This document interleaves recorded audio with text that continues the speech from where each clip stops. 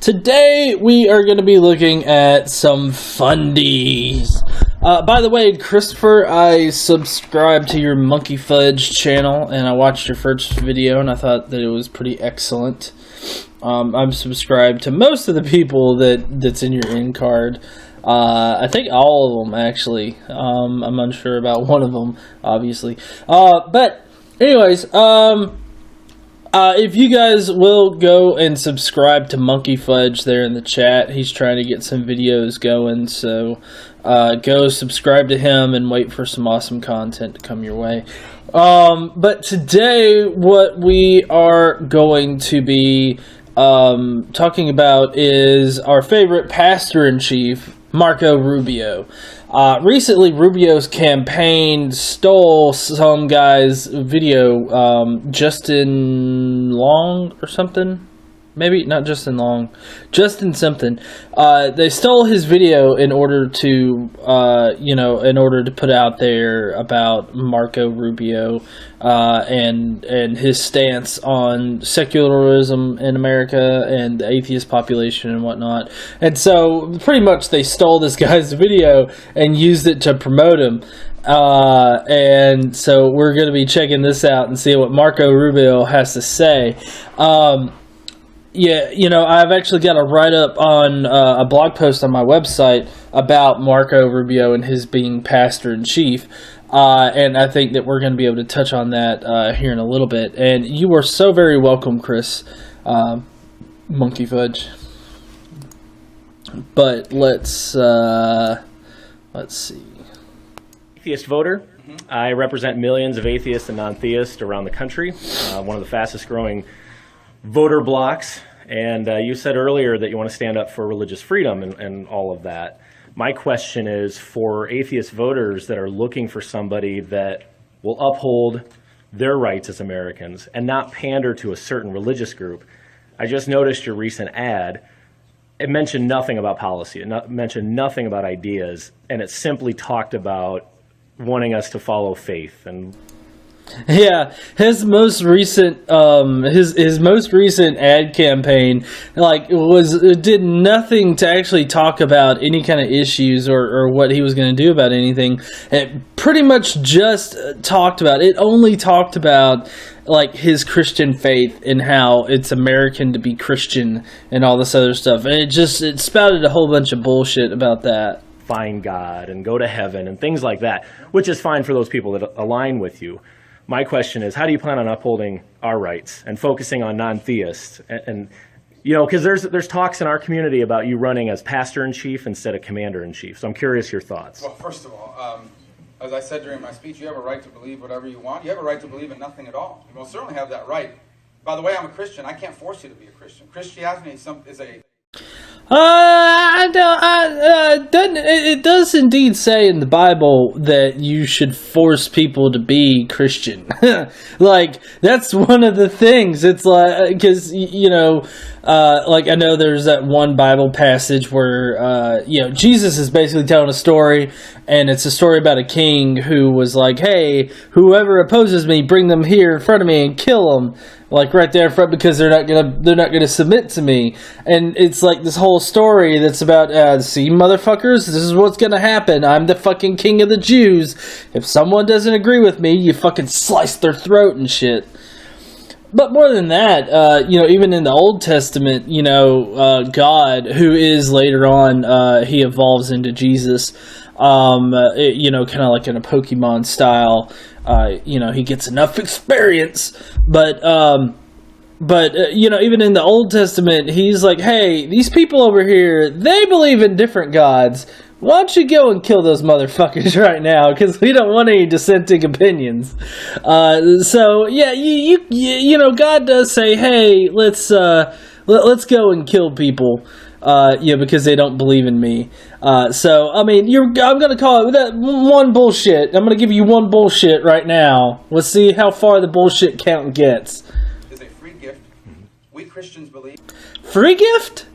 It's not a free gift. You've got to, give up your your entire being in order to for that faith. Yeah, it's not a free gift. That's the most disingenuous fucking thing that I've ever seen or I've ever heard come out of a Christian. It's not a free gift. For one thing, even if Jesus did exist, he fucking died in order to give you that free gift. So nothing's ever free. Also, for a Republican to be up there saying, hey, this is a free gift, it seems to me like he would be very opposed to handing out free shit, wouldn't it? Hey there, Jerome. I just don't see like a Republican being like, oh yeah, free shit, let's give it out. Seems like he would want to, like, you know, play that card close to the vest. Don't tell these fuckers it's free, otherwise heaven will get full up with all these poor folk. Salvation is a free gift that has to be willfully accepted. It has to be willfully accepted or accepted at the end of a knife. Just saying. Force it on you. So you have a right to believe whatever you want, and I congratulate you on believing whatever you want. Right. Woo! Yeah, we're robots. I'm going to share my faith, especially when I'm asked, because my faith influences who I am in every aspect of my life. First of all. Okay. But I get that people's faith has influence over, you know, influence over their decisions and whatnot, and the values that they hold. I get that. But, like, don't use faith as justification for fucking anything. Right? Because, like, that's when you get so steeped into faith, I mean, you start regressing backwards in time. Like right now, they're trying to regress us back to, you know, the 1950s when black people were subjugated and whatnot. When the African American community was, except with you know, not with the African Americans, but with other minorities in America. Because, of course, if they were for, like, segregating the black community from the white community, they'd be labeled racist, right? But they are wanting to regress us back because, like, they're wanting to take away women's rights, you know, for bodily autonomy. They're wanting to regress the rights of the LGBT community. I mean, they're basically, at least this is how I feel. I feel like they're just like, hey, look, motherfuckers, just be glad that we let you live. Okay? That's what you need to be happy for right now. Because over there in Iran, they're killing homosexuals over there. So you just better be glad that we're letting you live. And, you know, that's pretty much how they talk to atheists, too. I don't care what Marco Rubio says right here. Because right now he's trying to pander to his base. He's trying to pander to voters. But to me, he doesn't give a shit about atheists. He really doesn't. He thinks that you should just turn over your beliefs and start believing in God because that's what it means to be American. He literally said that being Christian is an American trait. So you're not American if you're not Christian, is what he believes. So fuck him. Well, I believe you can't really understand America unless you don't understand. If you don't believe that Judeo-Christian values influenced America, you don't know history.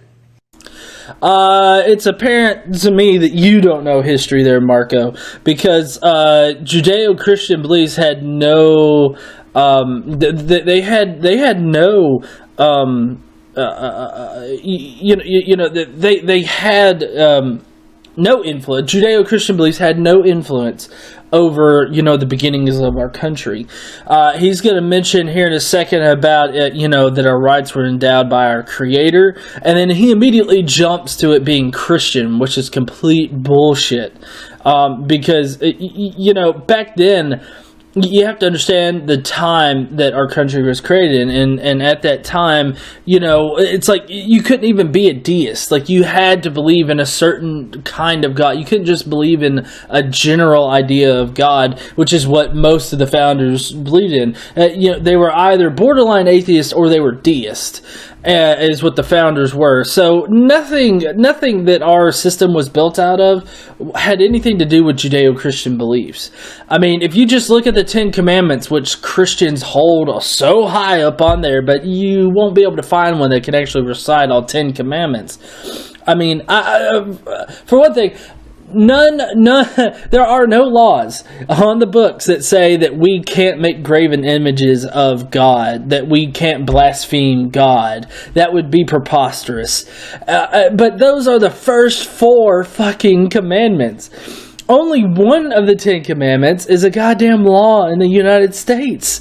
The other ones are either just seen as shitty or are so subjective that it's pointless to make a law about it. So I can't believe that he's sitting there being this disingenuous. I mean, this is coming from Marco Rubio, a Christian from Florida, an immigrant Christian, or his parents were immigrants. I think that he was born here in the United States, but still, I can't believe I can believe he's being this disingenuous, but I mean, he's just being disingenuous as fuck to these people, and they're not going to go and look up stuff. They're not going to go and actually research shit. They're not, because they just believe in Marco, their pastor-in-chief, and God is going to make him president. I'm not saying you, I'm just saying in Right. general. This nation was founded on the principle that our rights come from our Creator. Our rights come from our Creator. That sounds deistic, not Christian. If it were to sound Christian, for you to say it sounds Christian, right, which is what you're implying here, Marco, for you to say that, you would have to say the founders would have had to have said, our rights come from Yahweh, or from the Christian God, or something like that. They would have to be a bit more specific in order for you to say it's a Christian God. It's Judeo-Christian beliefs.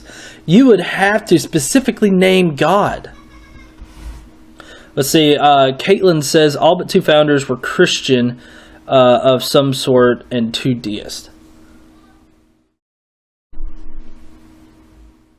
Okay, it strengthens the argument that we were not founded on Judeo-Christian principles because they were Christian and chose not to include a Christian.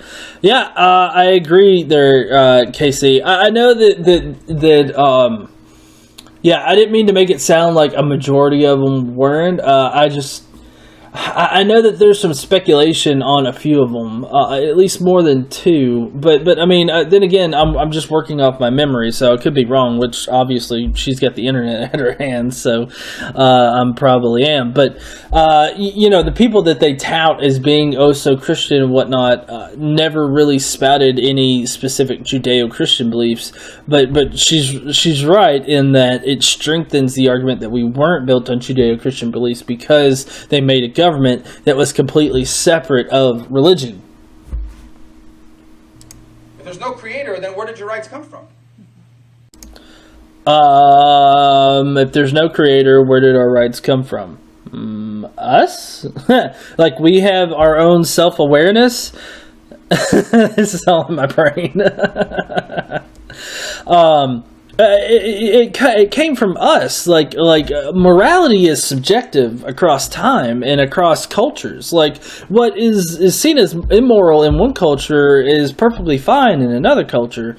So you can't say that there's any kind of objective morality because it's all subjective. And I mean, our laws and our rights come from that sense of morality, which is subjective due to the time period that you live in and the geographical location that you live in. So, you're Marco, you're oversimplifying our rights here just to say, oh, God gave us these rights, because it's really odd how God has changed his mind throughout time about what our rights actually are. Isn't it? I mean, because when the United States was actually founded, they were enslaving black people. I mean, the African American community was pretty much new because they were still importing slaves from Africa, and it's just ridiculous as fuck. And so that's why it's important for us to understand that. And we're going to protect the rights of Americans to continue to believe that. Okay, there's nobody that's attacking that particular that particular thing. So this is where he starts to turn the thing around into a whole persecution narrative, because that's what it means to be Christian, is to find persecution in almost any fucking thing that you're faced with. But right now he's starting to turn around. He's flipping a bitch on this question, and he's gonna turn it around into being persecuting, like that Christians in America are being persecuted, and they're being stifled, and they're being blogged, all over the place. We're also going to have a country where no one is forced to violate their conscience, which means no one's going to force you to believe in God. Oh, wait, he tries to save it a little bit. He's like, and then he studies it. Nobody is going to take away your right to believe, but also, just like during the Civil Rights Movement, when people just like Rubio were standing against desegregation, were standing against, having to treat African Americans like they're just normal fucking people, which they are. Just like during that time period, right now, what he's talking about are, businesses being able to serve gay couples. And, just like with African Americans, you can't arbitrarily deny business to a certain group of people based on that. You can't discriminate that way. If you have a public business that is meant to serve the public, you cannot discriminate based on gender, skin color, or sexual orientation. I mean, it's that fucking simple. And you know what? It's sad. It should be really fucking sad that we have to make laws like this. Are you sure they're just like normal people? It's really sad that we have to make laws like this, because that means that there is a significant force in our culture that wants to treat them differently, that wants to subjugate them, that wants to do these things. So we have to make laws in order to reflect that. That's why the founders made our Constitution, made our government to where it can be changed. Unlike the Bible, which can't be fucking changed since the Council of Nicaea. But no one's going to force me to stop talking about God. Nobody's trying to force you to stop talking about God there, Marco. Put the persecution complex down for a minute.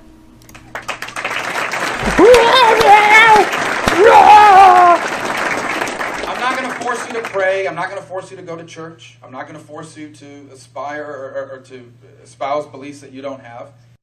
Actually, you are. You are. Unless you're for taking In God We Trust off of our money and taking God out of the Pledge of Allegiance, and God out of any kind of oath for public anything. Unless you're willing to do those three things, you are definitely wanting to push atheists or people that believe differently than you specifically, to be more general about it. I mean, you want to push those people to espouse beliefs that they don't have. So you're being totally disingenuous here in saying that you're not wanting to do that when you clearly fucking are. Marco, you're lying to this crowd right to their faces, and they're eating it up just with both hands. Talk about shit-eating grins. But no one's going to take away my right and your right to live out the teachings of your faith. Okay, nobody's looking to do that, but you do have to live in our society which says, hey, don't treat gay people like second-class fucking citizens. You're a shitty fucking person if you do that. No one. And I'm present. And I want to be very clear about something. And not only am I a Christian, and not only am I influenced by my faith, but it is the single greatest influence in my life. And from that, I'll never hide. I don't think that you should be proud of that. I mean, considering the Bible is pretty harsh on women and African Americans and people that are different than Christians, I don't know if I would espouse that being president. I mean, that's pretty discriminatory in the first place, and you're supposed to represent all of us? Fuck you, motherfucker. And I'll tell you why. Because I know that if I'm lucky, I get to live to be 85 or 90, depending on what life expectancy becomes with all this new medicine. But I'm more interested in eternity. Wait a second. Wait a second. all this new medicine. So let me get this straight. You're praising all this new technology and all this new medicine and whatnot, and it's going to elongate your life. Why do you want to elongate your life? Why do you want to stave off this eternal salvation for so long there, Marcio? Why do you want to stave it off for so long? Why don't you want to get to heaven quicker? I mean, why don't you just want God's plan to run its course? I wonder why. Could it be because religion is just some kind of survival technique against death? That we couldn't figure out a way to defeat death, so what do? We're fucking ignoring it. And the ability to live forever with my Creator. That you don't believe in, but I do. And that's what I aspire to more than anything else. Then don't take the medicine there, Marco. Don't use all of our wonderful technology to elongate your life. Just let God run his course. Oh, follow his path, Marco. One of the most, that's why I believe the most important job I have is the job of a father and a husband. More important even than the presidency.